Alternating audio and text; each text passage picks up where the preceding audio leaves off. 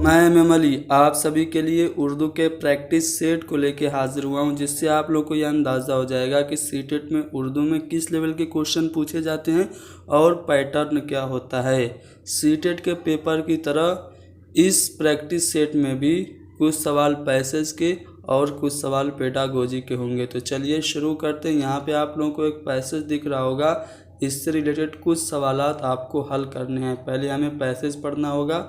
Passage में कहा यह जा रहा है कि काबली वाले के कंधे पे मेवे का थैला और हाथ में अंगूरों की पिटारी थी। मोटे कपड़े का ढीला ढाला कुर्ता पहने, साफा बांधे, लंबे डेल डोल का एक काबली वाला सड़क पर आहिस्ता आहिस्ता चला जा रहा था। मुन्नी की आवाज़ सुनकर हसमुख काबली वाले ने घूम कर देखा।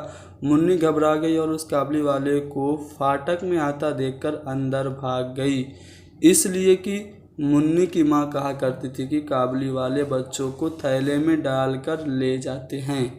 पैसेज में आगे कहा जा रहा है, खुद राइटर अपनी ज़बान में कह रहा है कि मैंने मुन्नी का खौफ दूर करने के लिए उसको अंदर से बुलाया। काबली वाला अपनी झोली से किशमिश निकालकर मुन्नी को देने लगा। मुन्नी किसी तरह लेने पर राज़ी न हुई। उसका शुबहा और भी बढ़ गया। वो डरकर मुझसे लिपट गई। काबली वाले से मेरा तारुफ इस तरह हुआ। मैं एक रोज़ किसी ज़रूरी काम से बाहर जा रहा था। दरवाजे पर देखा कि मुन्नी उस काबली वाले से बड़े मज़े से बातें कर रही थी। वो बादाम और किशमिश लिए हुए थी। मैंने काबली वाले से कहा, ये सब क्यों दिया, अब मत देना। ये कहकर मैंने जेब से एक अठन्नी निकाल कर काबली वाले को दे दी। आगे कहा जा रहा है पैसेज में कि उसने बिला झिझक अठन्नी लेकर जेब में डाल ली। जब मैं काम से घर लौटा तो मैंने देखा कि उस अठन्नी की वजह से घर में बड़ा शोर मचा हुआ है। मुन्नी की माँ उसे डांट कर पूछ रही थी कि तूने उससे अठन्नी क्यों ली। मुन्नी की आंखों में आंसू भर आए। उसने कहा, मैंने नहीं मांगी, वो अपने आप दे गया।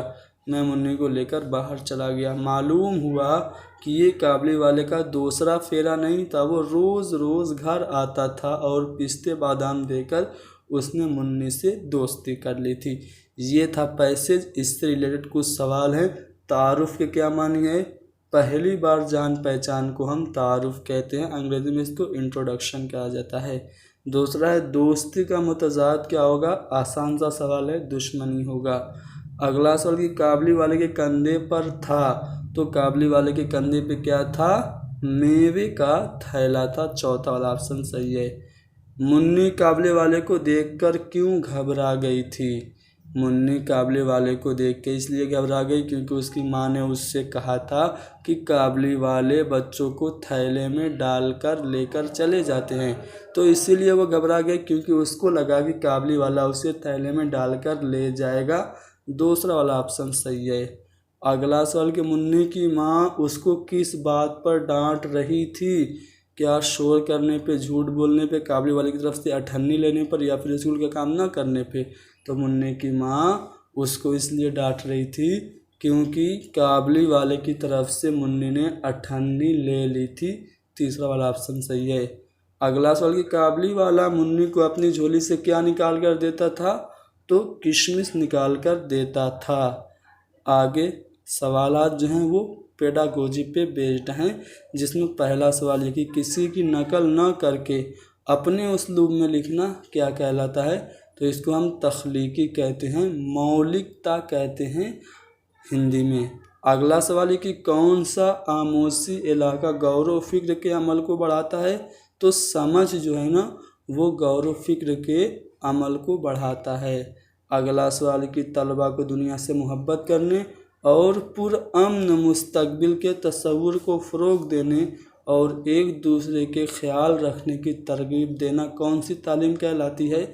तो इसे हम अदबी तालीम कहते हैं। अदबी तालीम में मोहब्बत करने, पुरअमन मुस्तकबिल के बारे में गौर व फिक्र करने और एक दूसरे के ख्याल रखने के लिए तरगीब दिया जाता है। तो दूसरा वाला ऑप्शन सही हो गया।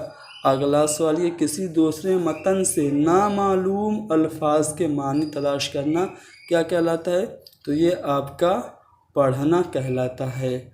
अगला सवाल ये कि जब आप अखबार में एक ख़ास इश्तिहार गौर से पढ़ते हैं तो हिकमत पढ़ने की हिकमत अमली क्या है? तो ये जो पढ़ने की हिकमत अमली है जिसमें आप बड़े गौर से अखबार में इश्तिहार पढ़ते हैं, तो इसे हम तौसीअ शुदा या वुसअत कहेंगे। तीसरा वाला ऑप्शन सही हो गया। अगला सवाल की जांच का मेयार है, एक अंदाज़ा कदर की गाइडलाइन, सवालों के मुताबिक नंबरों की तकसीम, तालिब इल्म की सलाहियत का आम तअस्सुर या फिर अंदाज़ा कदर के ज़राए। तो जांच का जो मेयार होना चाहिए वो तालिब इल्मों की सलाहियत का आम तअस्सुर होना चाहिए। तीसरा वाला ऑप्शन सही हो गया। अगला सवाल है कि जब तालिब इल्म बुलंद आवाज़ में कोई मुतबादिल माने वाले लफ्ज़ को पढ़ता है जो कि छपा हुआ नहीं है, तो टीचर का सबसे मुनासिब जवाब ये होगा। बच्चा पैसेज पढ़ रहा है और पैसेज में कोई ऐसे अल्फाज पढ़ रहा है जो कि पैसेज में लिखा हुआ ही नहीं है।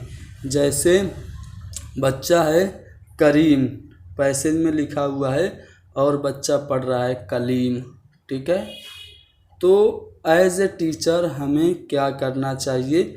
ऑप्शन है तालिब इल्म से सही लफ्ज़ दोबारा पढ़ने के लिए कहे, तालिब इल्म को पढ़ना जारी रखने के लिए कहेगा, या फिर गलती पर टोकेगा और सही लफ्ज़ के तलफ़्फ़ुज़ को ज़ोर से पढ़वाएगा, या फिर दोनों लफ्ज़ों को लिखेगा और तालिब इल्म से उस लफ्ज़ को तलाश करने के लिए कहेगा जो कि मतन में है।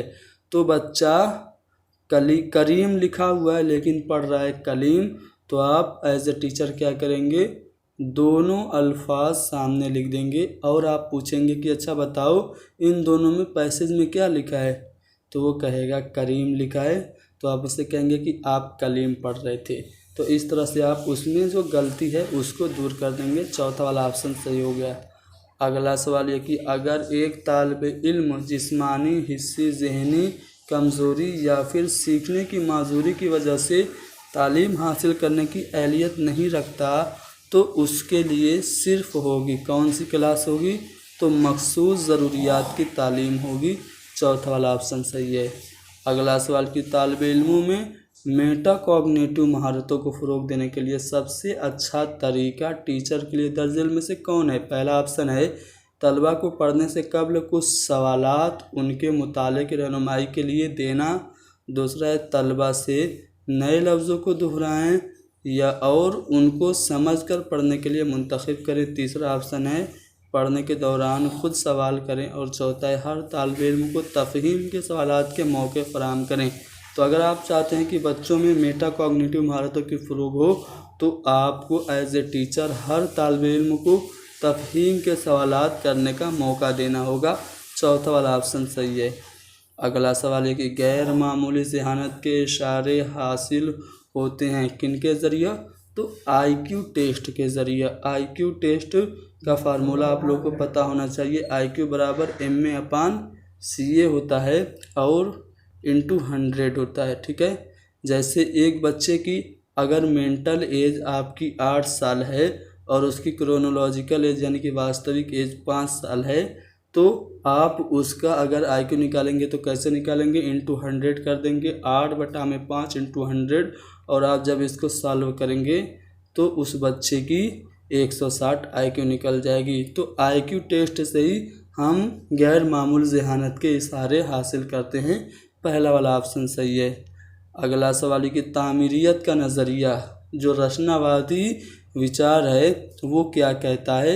यहाँ पे बच्चे क्या खुद अपने तजर्बात, अपनी समझ और मालूमात के ज़रिए दुनिया के बारे में अपनी राय बनाते हैं, या फिर किसी तरह की मुख्तलिफ़ चीज़ों को पढ़कर एक अच्छा नतीजा हासिल करते हैं, या टीचर के ज़रिए सीखना और तहकीक और मीडिया के ज़रिए अपने नज़रियात बनाते हैं, या फिर पढ़ने के लिए इमदादी सामान बनाना और तज़किया से फ़ायदा हासिल करते हैं। तो तामीरियत का जो नज़रिया है वहाँ पे बच्चे खुद अपने तजर्बात, अपनी समझ और मालूमात के ज़रिए दुनिया के बारे में अपनी राय कायम करते हैं। तो पहला वाला ऑप्शन सही है। तो यहाँ पे दोस्तों हमने प्रैक्टिस सेट किया जो कि सीटेट के पैटर्न पे था। उम्मीद करता हूँ कि ये तरीका आप लोगों को पसंद आया तो वीडियो को ज़्यादा से ज़्यादा शेयर करें। हमारे इस चैनल को ज़रूर सब्सक्राइब करें। अनअकैडमी पे MM अली को ज़रूर फॉलो कर लें, वहाँ पे हमारी लाइव क्लासेस भी होती है।